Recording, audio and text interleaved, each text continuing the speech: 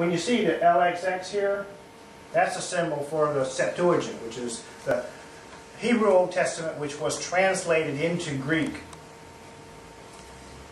And it was basically the same Greek that is found in the New Testament. So it was very helpful to have this. This gives you a lot more uses of the terms to compare. Well, in Jeremiah 38:23, we have this phrase, in Kyrie basileos, okay? We know all three of these words. In, the preposition. Kyrie from Kyre, dative form of Kyre. And basileos, from basileus, okay? So,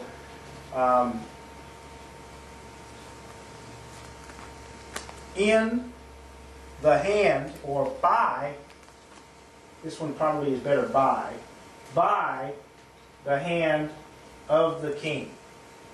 That's genitive? That's his genitive. This one is dative, basileos is genitive. So that word, the of the comes from the genitive idea. Okay? So, you look for the noun that is closest to the preposition, and that's what's going to govern the meaning of the preposition. In this case, the word hand here, the dative, of course, is identifies the meaning of the word in. So again, the translation here, by the hand of the king.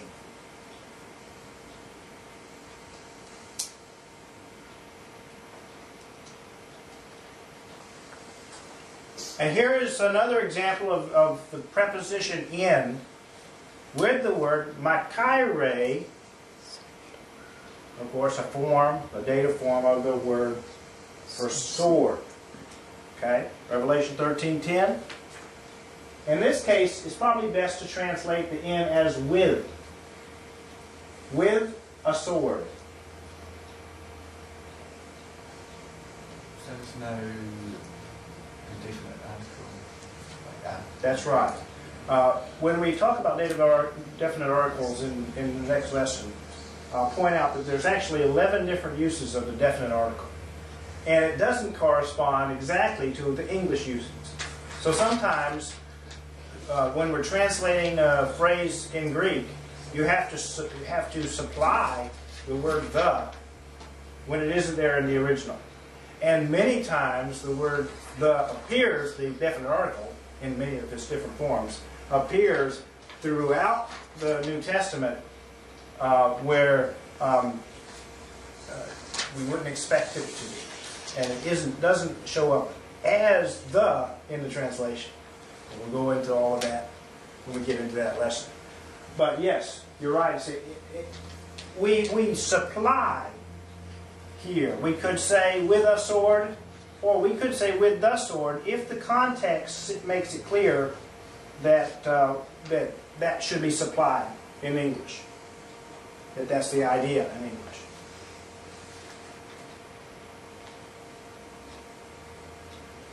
So those are some examples of that one word and how it could be used in different ways as a preposition. Now let's take a look at another one. This word is the word ice. Ice is not found in the dative case. It is found in the accusative case. And there's going to be a point where I'll have to stop and explain what the case meanings mean. But with first prepositions, what's important to know is that there are different forms of the word because of different cases.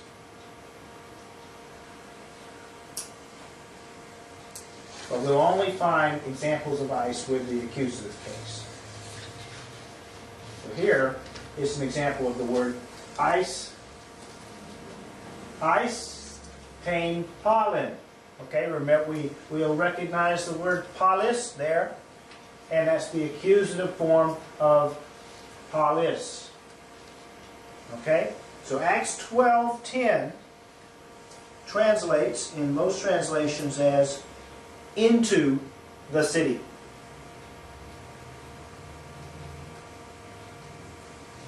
Into the city.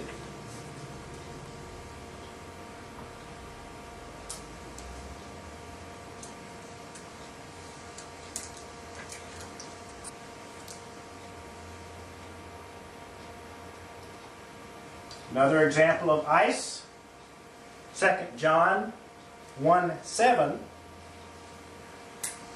Ice ton cosmon. Once again, we take the word cosmos, meaning world, put it into its accusative form, cosmon, add the definite article with it, and it's into the world. Ice ton cosmon.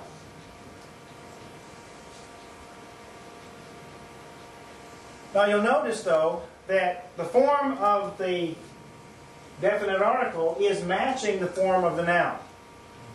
And that's one good thing about Greek, is that you can have that kind of exactness and detail, so that your forms of the word is actually where you're getting the meaning.